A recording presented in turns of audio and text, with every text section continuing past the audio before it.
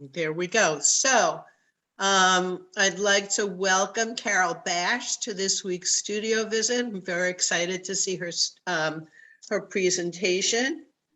And Carol, I think, is she's certainly our first board member who's a filmmaker.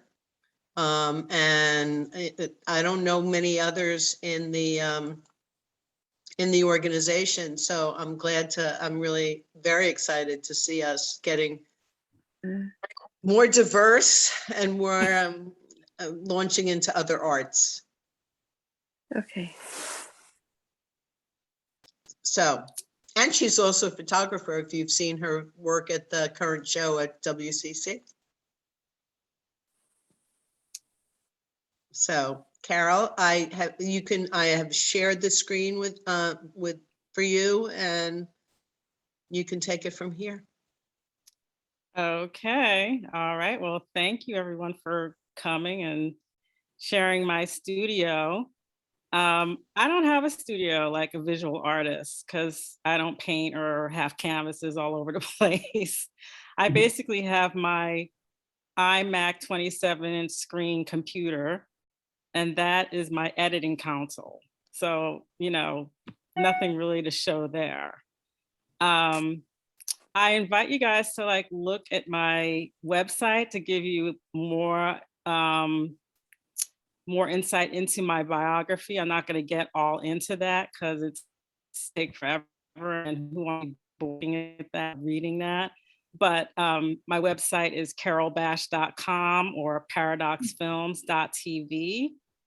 And you can just read a little bit more about my experience. But to start off, I will say that I've been an independent, primarily documentary filmmaker for 20 years now. And starting off really as an independent freelance gig to gig until that got tired a few years ago, and now I have a full-time job. But nonetheless, my experience is as a producer, director. I started doing shooting and more recently editing. So have your popcorn. You're gonna be watching a whole bunch of trailers. And I'm gonna start with a film that I did let me see, 2004. So what's that, 17 years ago? And this was sort of my first job doing producing, directing, and shooting. I don't have my camera anymore. I had a PD-150, which shot mini DV tape. But I shot this film as well. And I'm just gonna play the beginning part of it. It's called Take Back the Courts. It was for a company called Firelight Media. And yeah, I'm just gonna play it for you so you see a little bit of my early work. I'm gonna share the screen and hopefully it all works.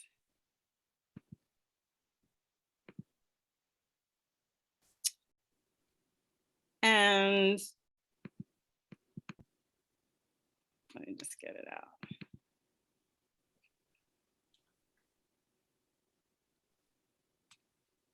Can you guys see it? No, but we're looking at your screen. Okay. I'm seeing black. Okay.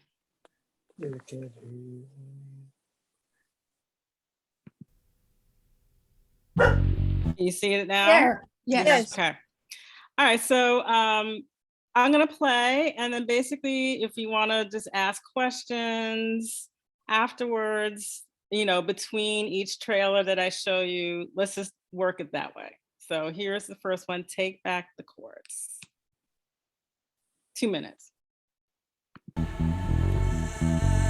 Everything about your life, every minute of your life is affected by the court system, and people are not aware of it. It affects the kind of school you go to. It affects how you get hired or fired or promoted on a job. It totally affects everything. Back in 1964, they passed the Civil Rights Act. And what that did is it opened up the court then to people who claimed they've had discriminated against by the state because of sex, because of disability, because of age. What's been happening lately with the federal courts is the door open is being closed. I've lived all my life thinking I had all these rights and wasn't I lucky? And then I found out that they weren't going to help me at all. I couldn't do anything. That's a disgrace. It seems like every move we make, everywhere we turn, everywhere we plead, they're violating us. They're taking away something that people battled for back there in the 60s. The bottom line is involvement and in making sure that people understand the connection between those that we elect and those who interpret our laws.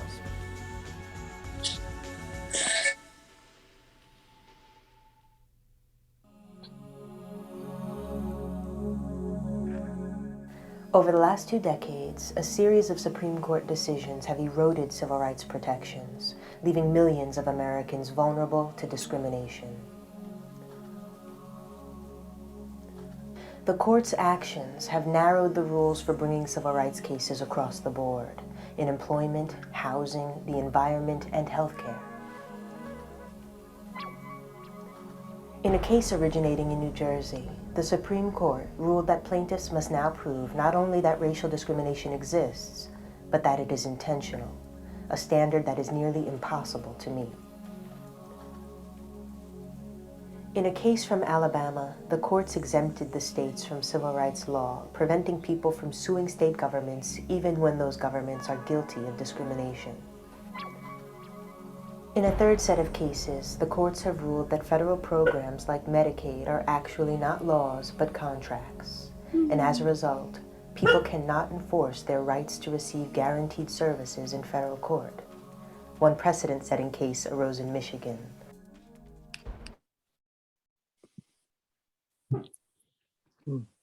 So, Wow.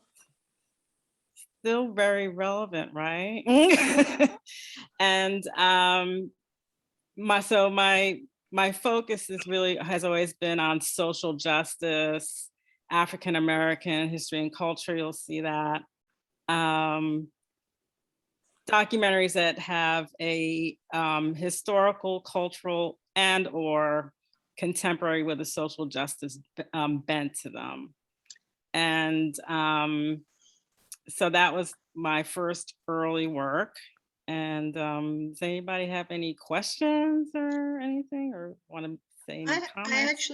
I have a question in general, and that is, how did you make the entree into filmmaking? I mean, was it, how did you do that? Is it something you studied academically? Is it something you just always wanted to do? How did it happen? Mm-hmm. I didn't know I wanted to be a filmmaker. I started in publishing after college. Then I went into broadcast news, actually. I had a job at 60 Minutes to CBS News for 7 years. And so that made me realize that I love the medium. I love electronic medium and love the fast-pacedness of it. But it was after 7 years of being in news. And at that point, I was like a production assistant, which is entry-level support. I went up to broadcast associate, which is the next level, maybe more research, a little bit more producing.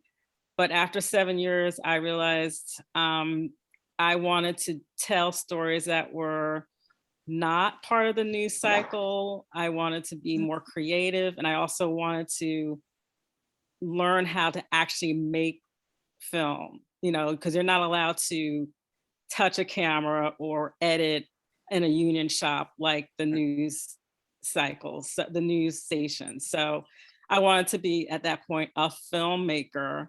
So I went back and got my master's at the New School. And so I studied filmmaking there. And then after I graduated, I started the trek of finding a job and et cetera.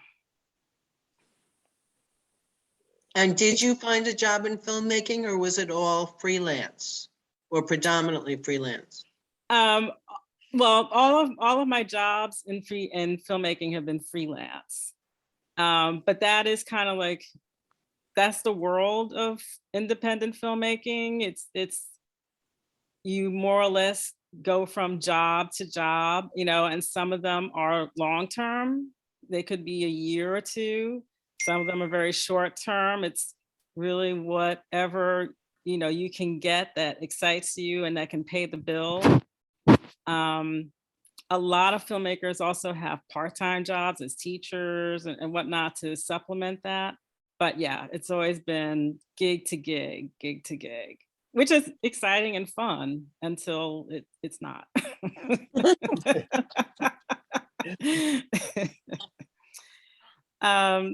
So any other questions before we get on to the next? Oh, yeah. Unfortunately, those clips seem like they could have been done yesterday. Yeah. And, I'm wondering how you deal with that at this stage of the game. I guess I'm not clear, Larry. Well, what do you think about that? I mean, basically, these pieces seem like they're just as relevant right now as when you made them, and that was how many years ago? 17, right. And I think that's the importance for why I love being involved in social justice. And it's a very thing we clearly, or certain things, progress and then they move back. And then, here we are again dealing with Roe versus Wade.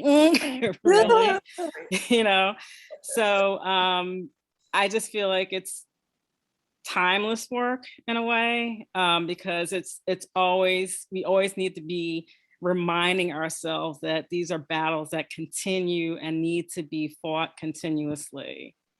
So it's you got there. You got there in those pieces. Right. It's there. It's like you hit something that is still a sore point. Right. Speaking of that, I mean, I wonder how if there's a level of frustration as a filmmaker when you make this point to the public, and then how do you perpetuate the knowledge and make it have an impact more broadly? So a lot of filmmaking has, the other part of filmmaking is getting it out into the community, engagement.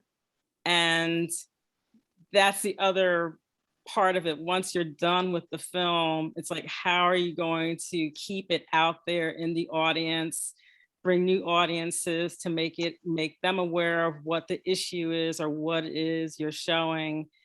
And that's a whole other part of fundraising and campaigning and getting people on board. But that's just as an important step to making the film. It's just keeping it out there and keeping these issues in front of the audiences.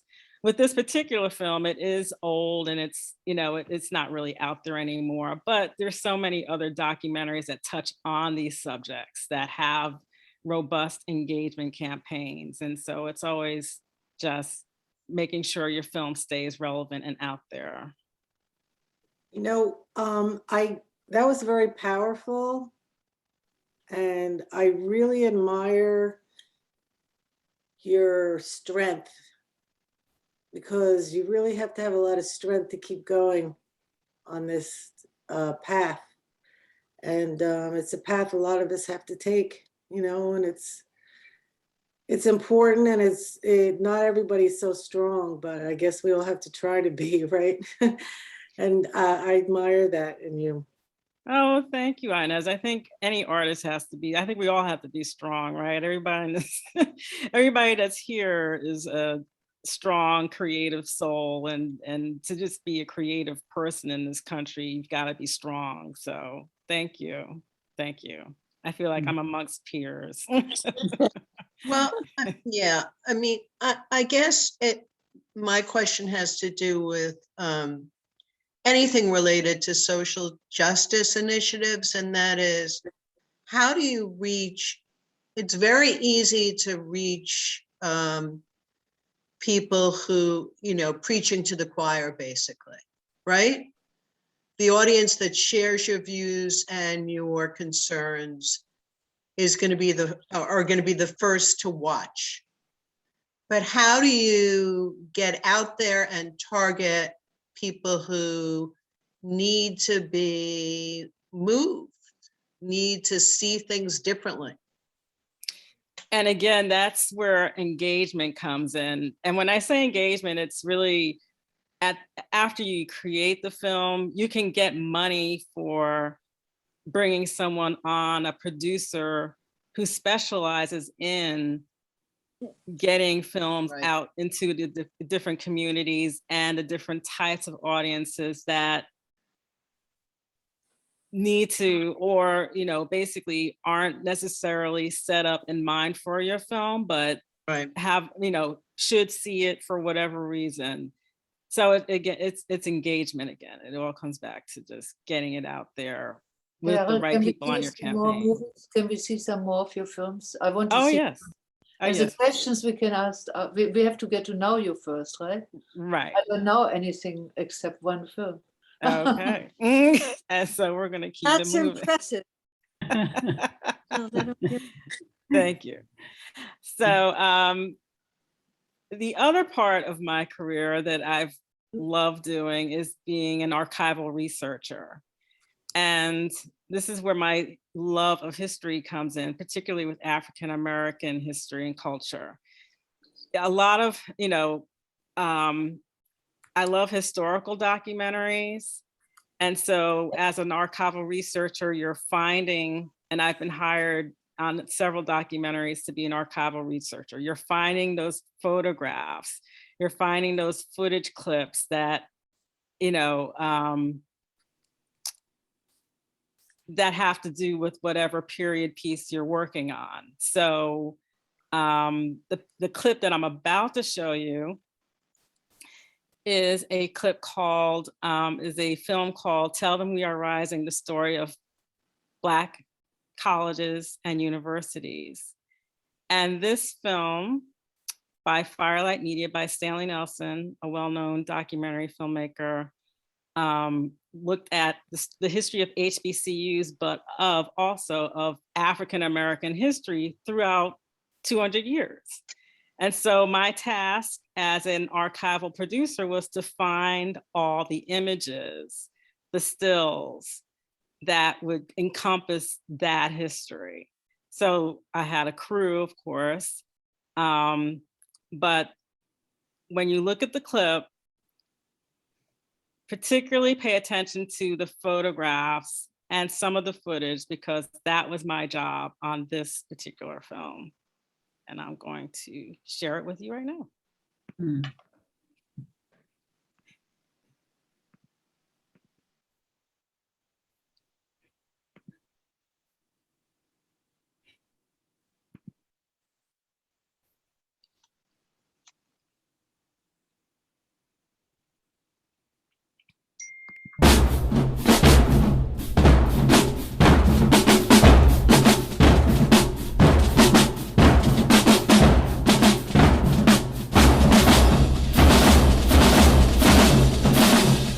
Colleges are spaces where Black people are affirmed.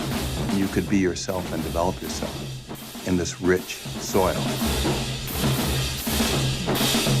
It's a space that is an unapologetic Black space. These are places where there's incredible freedom to explore. We wanted to better ourselves. We wanted to have an institution where there are people like us all wanted to be more than the status quo. The question for African Americans has always been, what is education's purpose? Who controls it? And what is the relationship of education to the broader aspirations of our people?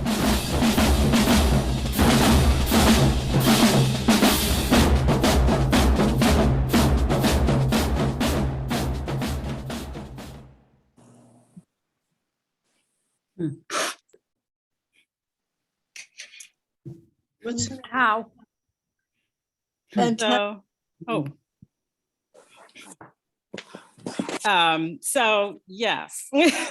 So, you know, another love is just finding those hard to find images, you know, as an archival researcher, there are stock photo houses and footage houses that you can go to that everybody goes to. And, you know, once in a while you see a film and I'm like, okay, I know where they got that from. The real challenge is finding those images that are like in people's closets, you know, or they're like down in the lab somewhere rotting. And on this particular film, there were, I would say, maybe 4 or 5 photo collections that hadn't really seen the light of day in a long time that I kind of unearthed. And that's like my pride and joy of like, wow, look, there's this photo collection that, wow, man, like, it was just literally like in the basement rotting and the photographs were just turning back into like nitrate or whatever, you know? So, yeah, so that is just another aspect of what I do as a filmmaker. So I have also been brought on to be a reader, producer, etc. Any questions, or should I just keep moving? I just wish that you could look at those photographs longer. They weren't keeping them stable long enough for us to really enjoy seeing them. Hi, Leslie. Hi. Well, the film is called Tell Them We Are Rising, and it's, I believe you can purchase it, or it might still be airing on PBS. So I'm just showing trailers right now. And so that was like the sizzle reel. But I did want to give you an idea of just how many photographs there were, just as a taste to let you know that there are a lot of photographs. Let me just say, let me see, for that film, clearly over 1,000 images we found. Wow. It's very effective, the use of it with the marching band music and everything's really powerful, exciting. Yeah, and that's just great editing. And that was the editor, Kim Mealy. So old photos, do you have to edit them and, you know, improve the quality, or do you take it as they are? They're edited and cleaned up. And that's where we would hire a graphic artist to come in and edit them literally, like maybe close-up shots, take out any kind of crack marks, just to sort of make them a little bit more pristine. You know, if you have the budget, you want to find a good graphic artist as well to do all that work, to Photoshop them. Absolutely.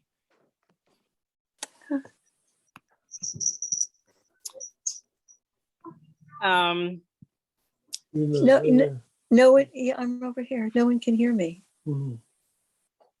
No, we can hear you. Oh, you can. Yeah. The families where you got these photographs, did they get to know they were being in a film protected? That must have made them so proud and happy. Yes, I mean, basically, you know, the film, the photos came from a variety of sources. They came from archival houses, they came from the actual universities, they come from individuals and individual families. And so with whatever image or photo or footage that you use, you have to get licenses, you have to get permission for use of these images. You don't own them, you're licensing them for your film, and they have to be signed off on by whoever has the copyright or owns those images. And yes, and people are usually very proud to have their photos used in documentary instead of films. rotting in their basement. Right, exactly, exactly. Well, you're sharing your story. Right. I mean, Right. I could see going through all my images of the early part of this community that I live in and finding all the people of color or all the famous people that came through. And we had a lot of people that were famous and come through, and some of them were people of color. Like Paul Robeson. And that's the thing, you Richard know. Wright was here and wrote one Really? summer. Oh yeah, I mean we were a hotbed of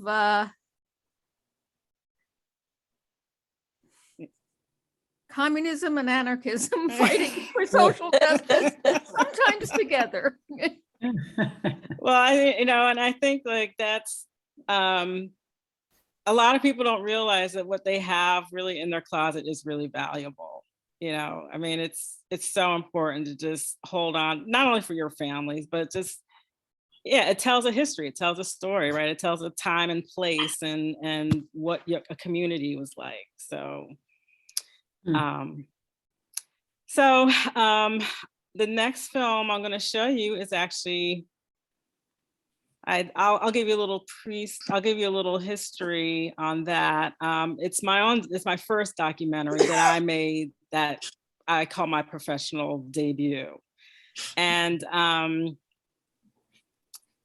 my documentary is called Mary Lou Williams, The Lady Who Swings the Band. It's about an unsung jazz pianist, composer, and arranger. It aired on PBS in 2015 for 4 years and won some festivals. I came about Mary Lou Williams through my ex-father-in-law's house. Basically, he was a jazz fan. And so now we're talking 2003 when I, do the math, that's 18 years ago. Loved her music. He loved hearing what she was playing. And I was like, who is this? And he was like, oh, that's Mary Lou Williams. She's one of the greats. And I had never heard of her, and I love jazz. A book came out about her life a year later, and I read it and I was like, I gotta do a documentary. And I'm like, so glad. I had no idea what I was getting into because I don't know if I do it. It took me 12 years to make this film. Wow. And it's when you become your own producer and director of a feature documentary that it's a whole learning curve. Now it's your show. And it's not only just the creative, but it's the business side of it, right? You're raising the money as a producer. I'm raising the money. I'm writing those grants. I'm hiring crews. I'm negotiating contracts. So it's the business side of filmmaking, and it's also the creative. And who am I going to bring on to work with me to help me move this vision forward and have it be sustained for like a long time, because it takes a long time to make all these films and it costs a lot of money. This film cost $620,000 and I had to raise all that money. Film documentaries today can cost over $1 million. So we're talking a lot of money to get films on television and in the movies. So I'm going to show you the trailer to Mary Lou Williams, The Lady Who Swings the Band.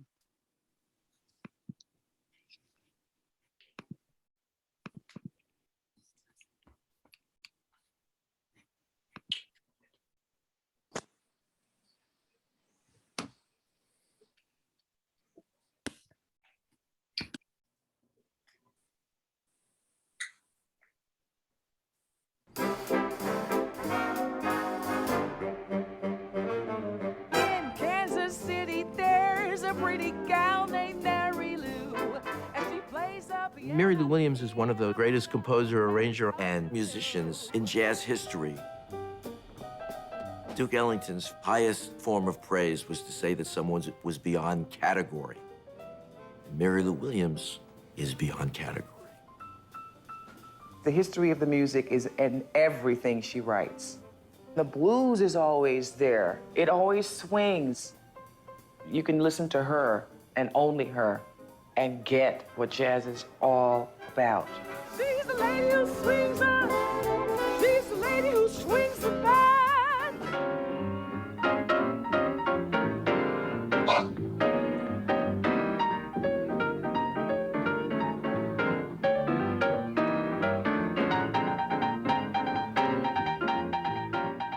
Mary Lou was always bucking against what the norm was and trying to expand this notion of what jazz was. She didn't want to be boxed in. She didn't want to be labeled. Her contribution to this music make her a pioneer, irrespective of gender. But Mary Lou Williams is not well known because she's a woman. Music is so male-controlled that it's very difficult for women instrumentalists to get any respect.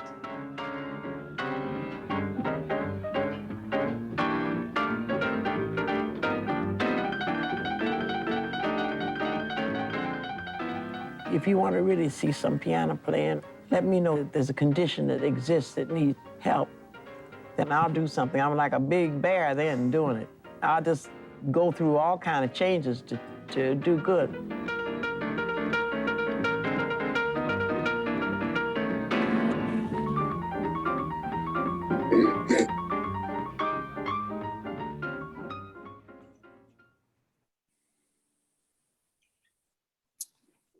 What a title. It's actually The Lady Who Swings the Band is a song that was written by the Andy Kirk Band. And it was for her. It was for Mary Lou Williams. So that's where The Lady Who Swings the Band comes from. Yeah. So I guess I could say I feel blessed that this film has been out for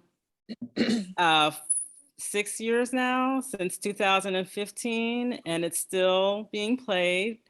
Larry had it played at the Chappaqua Library, and other organizations have taken it up. But the really good news, outside of all that, is that it's going to be streaming on Showtime next year.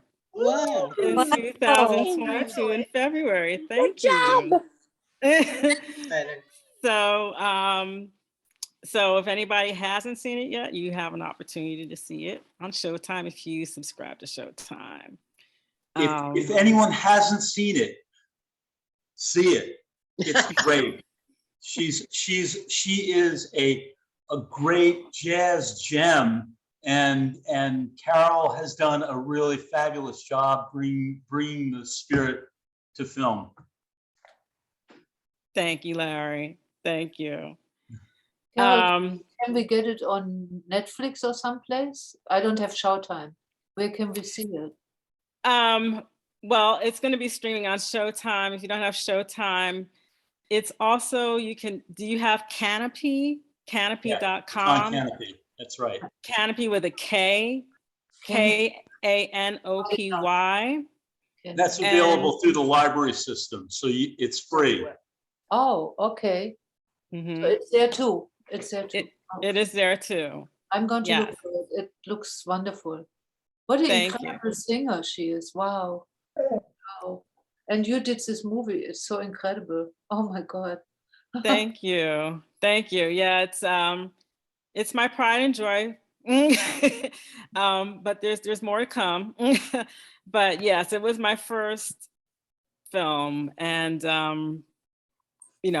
that somebody said you can't be a filmmaker without making a film. So now it's official. I became officially a filmmaker.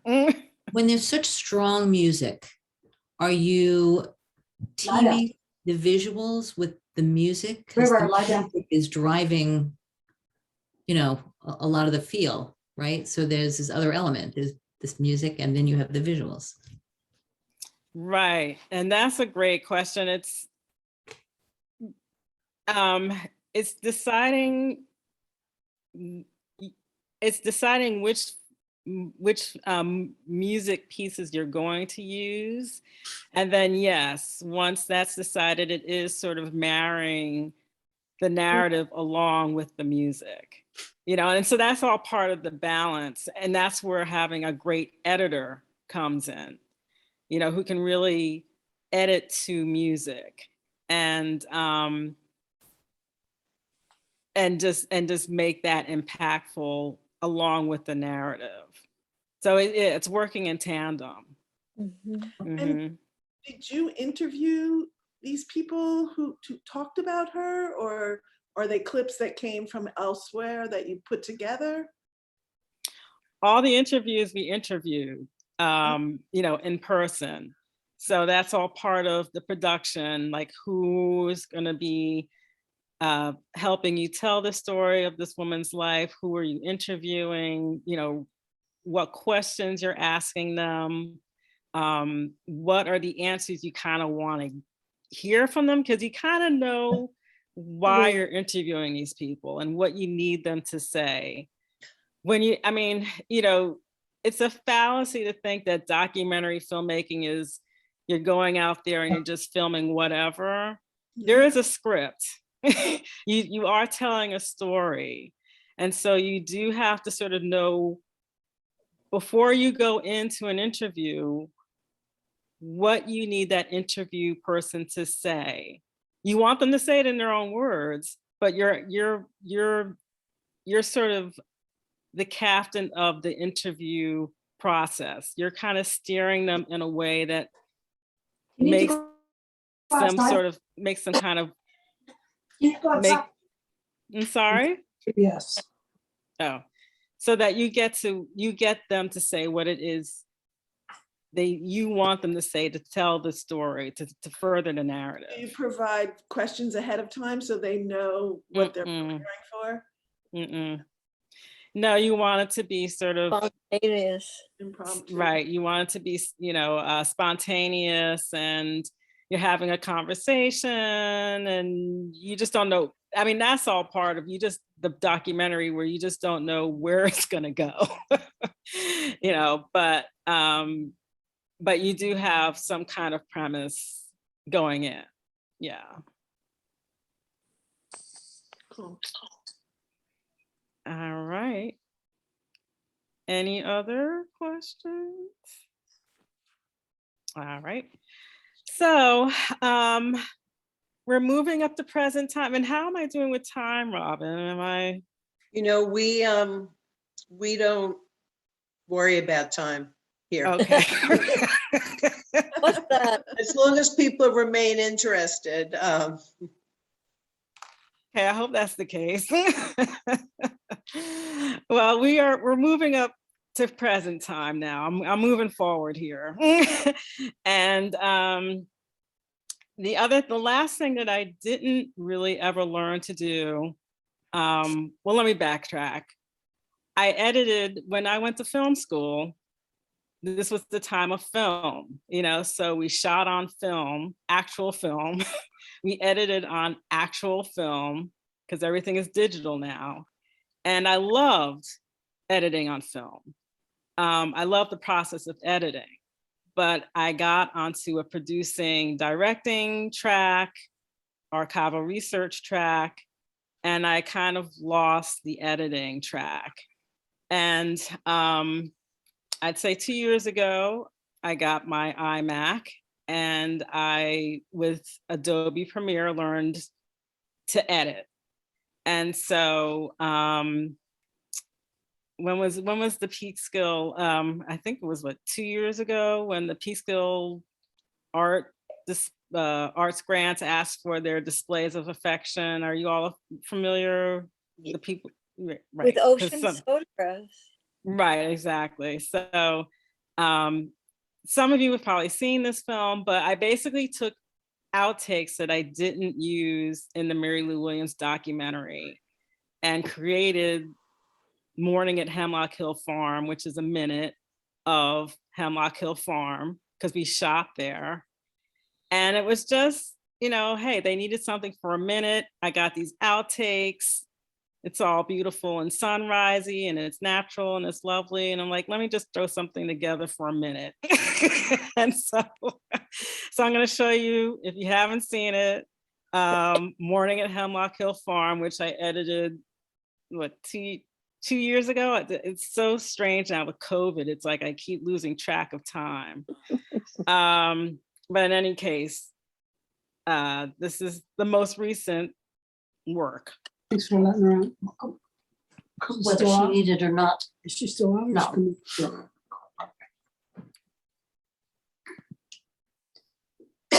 And it's silent, so there's no sound.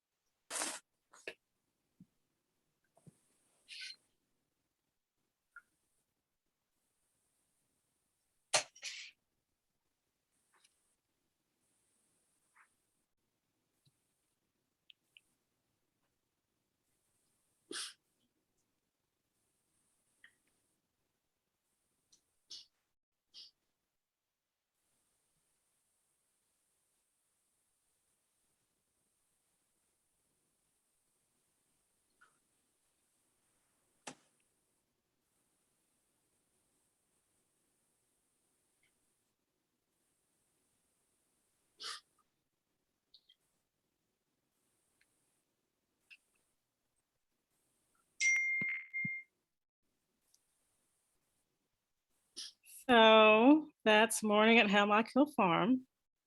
And I hope you all just relaxed a little bit, looking at the sunrise and the trees.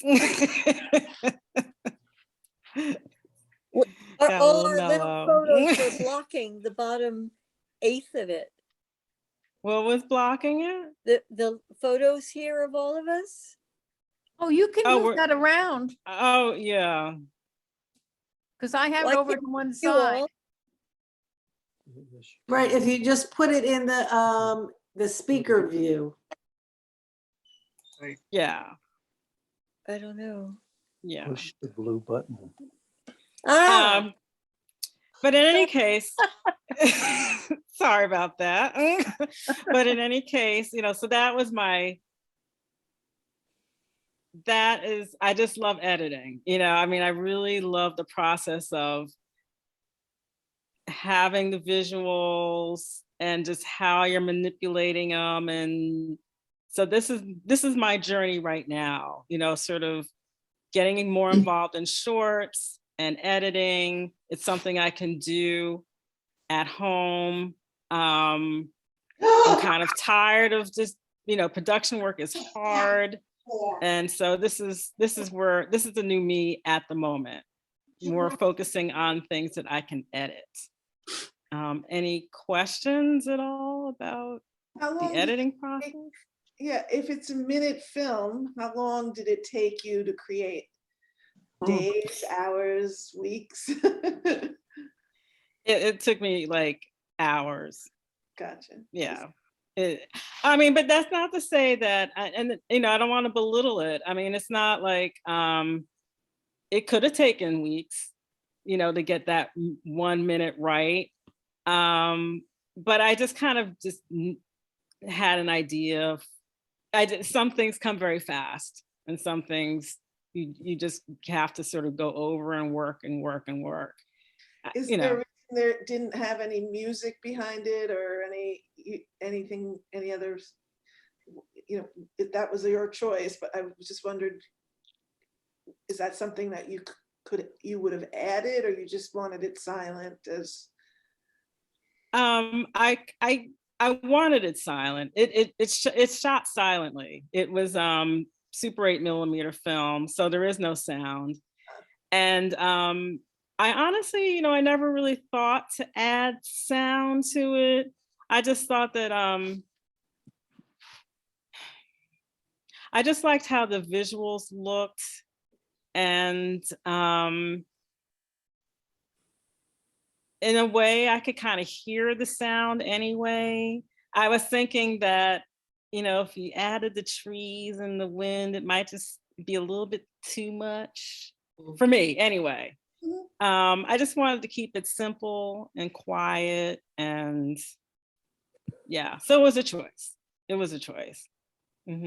Carol, how did you find working with that kind of subject matter compared to the documentary work that you had done? That, you know, I have to say, and I'll show you my last film coming up now, Mary. That's a great question, because it's a great segue to where I am. And it's trying to be a little bit more experimental in my filmmaking, a little bit more lyrical and cinematic, not necessarily so hard-edged on social justice anymore. I would say that, maybe after my next project, I actually want to try a narrative short. So I think that's really where I am now, just trying to be a little bit more outside the box with my, and to be honest with you, this is where being a member of PAA helps, you know, through looking at all of the visual art and all the different kinds of creativity that comes out. It all, you know, I'm inspired by all of what you all do. And it helps me to sort of think just a little bit more colorfully, if you will, when I come into the edit room or when I'm thinking about how I'm going to put a film together. I also felt, Carol, that this last film, the farm, right?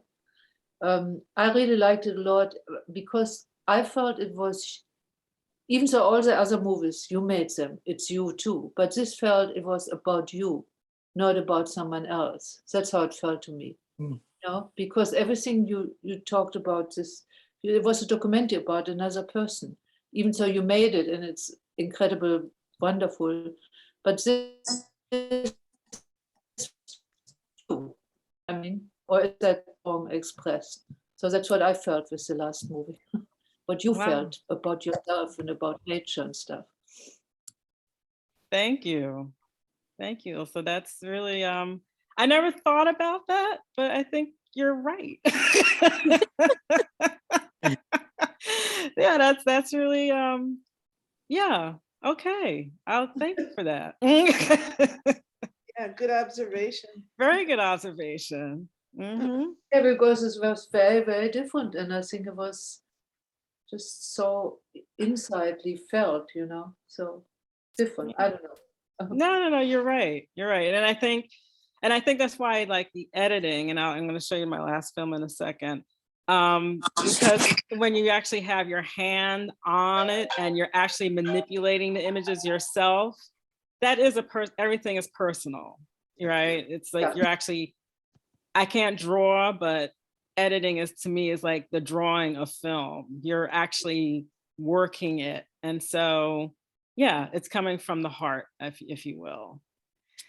And so the last piece I'm going to show you is what I'm working on now, called Blueprint for My People. And it's a visual poem, basically. I found these archival images of African Americans that were blue. They're cyanotypes. And I'm going to interweave them with a poem called For My People by Margaret Walker. I just got a NYSCA grant for it, so I'm very happy about that. That gives me a little bit of play money to sort of do it. It's not the whole budget, but it gets me going to, you know, to sort of better the work in progress. So I'm gonna just show this to you. I did not edit this work in progress. This was edited by my girlfriend, who edited my film on Mary Lou Williams. But moving forward, I'm going to start the editing on this piece. And so here we go.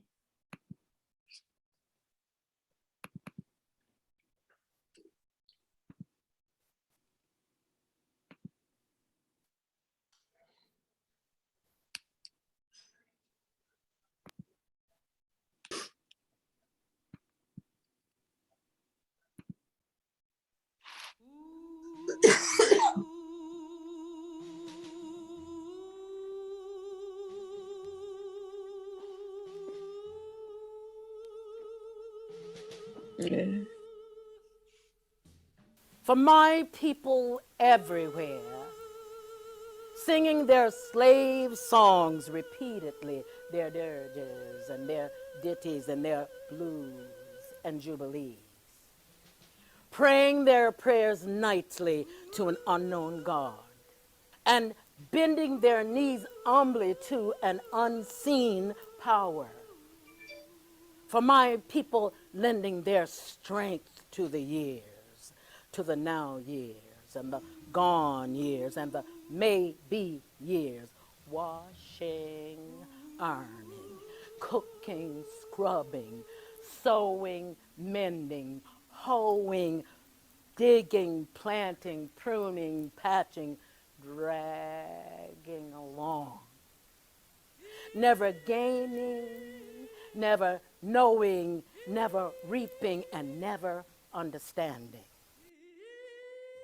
For my playmates in the clay and dust and sand of Alabama backyards, playing, preaching, and doctor and jail and soldier and school and mama and cooking and playhouse and concert and store and Miss Chumby and hair and company.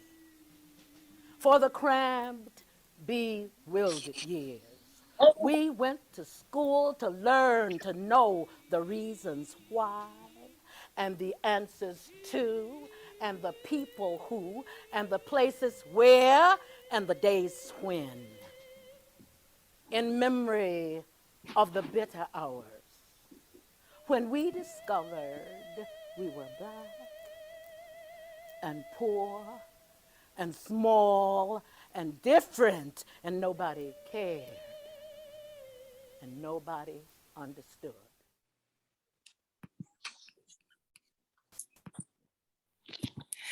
Oh, beautiful. Thank you. Really nice. Thank you. And I'm excited for you guys to see this process, because when it's finally done, it's going to be completely different. You know, I mean, there's so much that's going to change in this. Basically everything. But, you know, I show this because it's the germ of an idea, and that people can sort of, funders, when you're looking at that, when they're looking at it, can sort of, they have an idea of what it could be, you know, and what I'm playing with. And, you know, it's just something to show, but it's really going to be very different when it's finally done.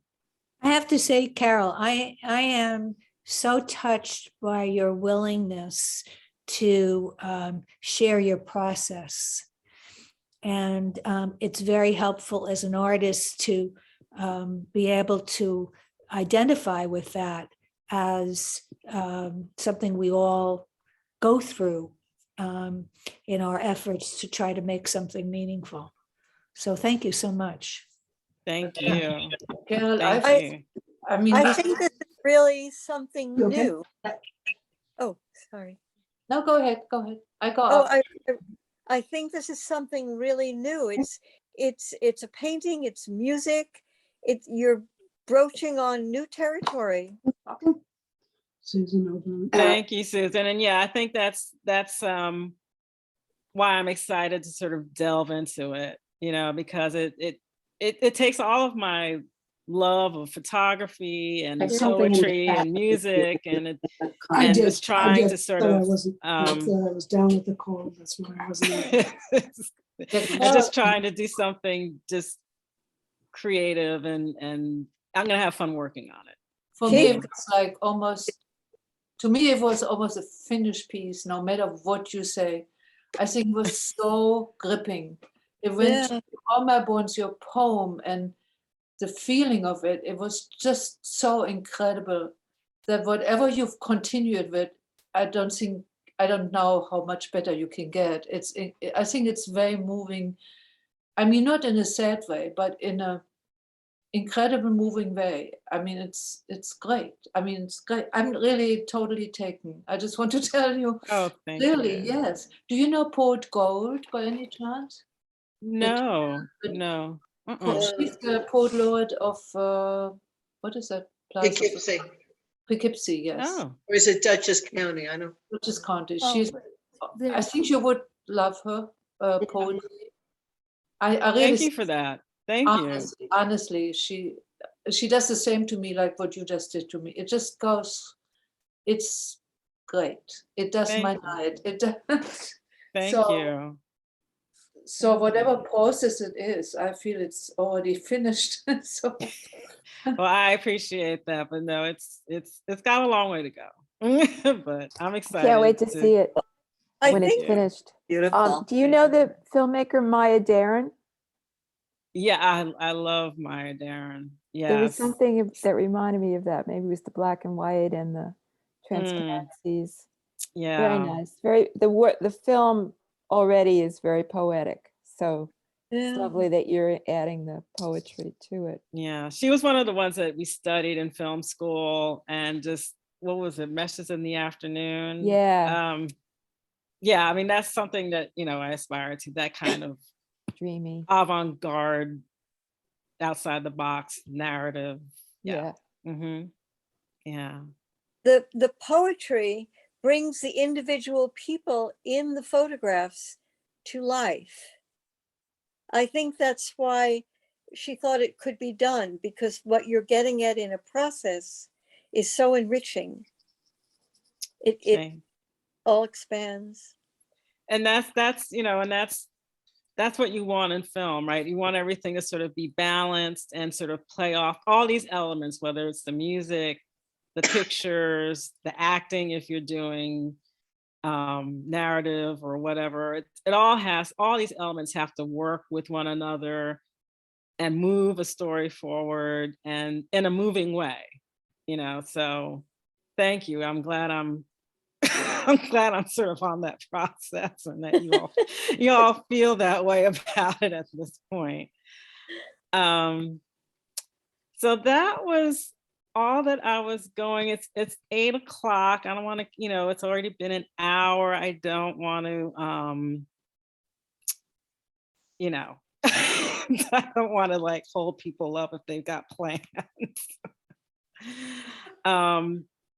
I could show you just very briefly some photographs, but if we're all good, that's fine too. What do you all want to do? Go for it? Okay. Yeah. Okay. You have a captive audience. All right. I'll just flip through them, not to diminish, but I also love photography. And again, this is what being a part of the Peekskill Arts Alliance, why I value it, because it's probably a part of my artistic journey that I want to develop more. And not only just as a photographer, but also the showing of the photographs, the exhibition of the photographs. I have no experience with exhibition and gallery and all that. So you all are going to help me do that. But I'm just going to show you some pictures that I took recently that I like. And let me just try to find them. God, what did I do with them? Okay.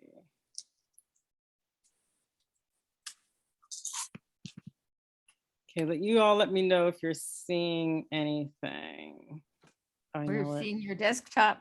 My desk. Yeah, God. Yeah, I just got the it. total that's We out got there. a picture. Yeah.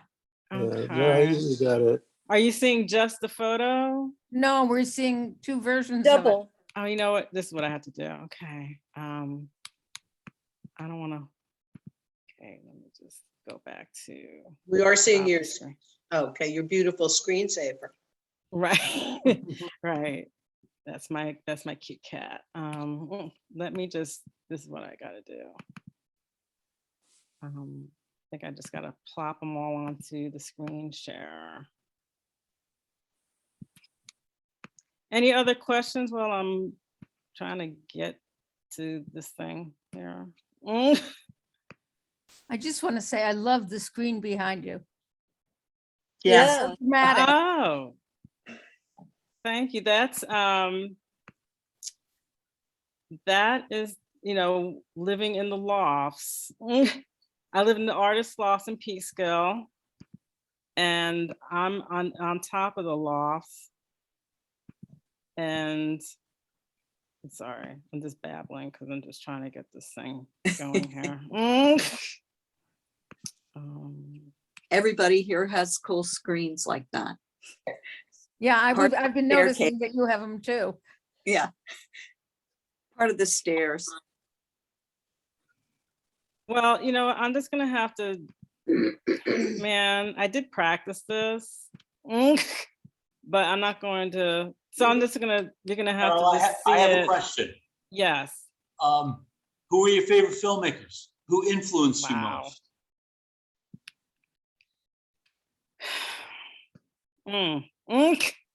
That's a It's a big one. It's a big for all one. of us. Yeah.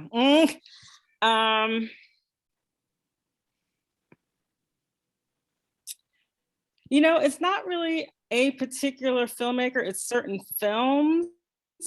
Okay. So I So don't know name if some you films. Yeah, so I don't know if you've all seen Daughters of the Dust Yeah. by Julie Dash. Yes. And to me, that's just one of the most beautiful films Great ever. film. Ever. Stunning. If you all, just have a chance to check out Julie Dash's Daughters of the Dust, it's just phenomenal. I love, Martin Scorsese, just on how he is just a master at so many things, especially, his earlier films, Raging Bull. Yeah. I don't know, that's a good question. What's another great film? I'm drawing blanks. I didn't mean to stump the filmmaker. I should be, that's the question. Those are the questions I should be rattling off. And it's like, I don't know. It's a conversation. It's a conversation. It's a conversation. Yeah. Carol, can you tell us a little bit about, you have a future documentary project that you've told me about, a couple of them, I think. Can you just tell us briefly a little bit about those?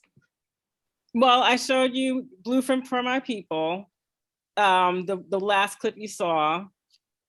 So that was one of them. Wasn't there one about a man who you have already interviewed and you're gonna continue to? Right, so another project that I have working is actually, it's a tribute. There's a really good friend of mine, John Williams, who was a disability activist who passed away a few years ago he had complications with Parkinson's. And before he passed away, he wrote this amazing essay on what it was to actually live with Parkinson's. And after I read that, I'm like, wow, I really get it. Just the pain, but just his defiance and just how he was not going to let it get to him. And one of the documentaries that I want to do sometime will be taking his words and bringing them to life somehow. I'm thinking through obviously archival of him and his family, but also working a lot with animation, and that's a whole other thing. I love animation as well. So that's another project. I have a list of projects, and that's the thing, you can just, I'm going to just show you these photographs the way they're just gonna have to come up. I'm sorry, guys, because I don't want to keep everybody waiting. So I'm just gonna share my desktop. And this is how they're just gonna, hopefully you'll forgive me. But okay, so here's one. Can you guys see it? Yeah. So this was at the exhibit in WCC. And where's that taken? I was taken in Rwanda. I went to Rwanda a few years ago to show Mary Lou Williams. And it was my first time on the African continent. And literally, I was based in Kigali. I went to a village for a day trip where these villagers were a bunch of women who were artisans as well. And you spent the day in their village and they, fed you and you did a little bit of field work with them. It was magical. And these kids came through the door and they literally that was it. I did not pose them. I didn't say, oh, kids, back up again. You look at the camera. They literally, this was a moment. And I just grabbed it and I just, how can you not love those faces? Yeah. Gorgeous. Okay, so here's another one of the women of the village, just sitting, relaxing. Sorry. And this is actually at an exhibit now in Yonkers at the River Art Gallery. Okay, well, I'm listening to something. I'm on a Zoom. Stay on. 11 tomorrow? Okay, see you then.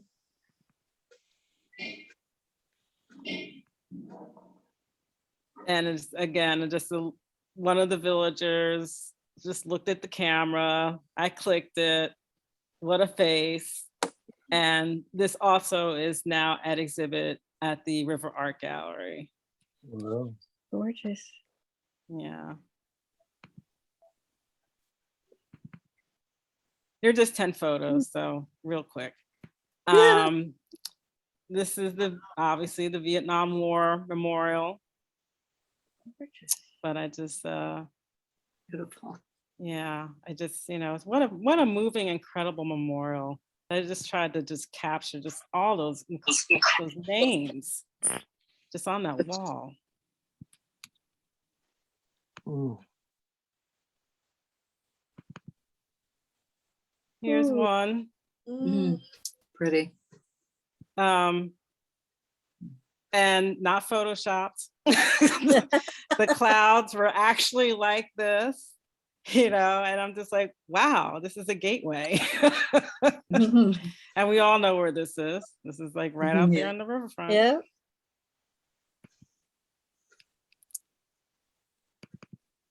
We were talking about Beacon, and there's the waterfall right by the roundhouse.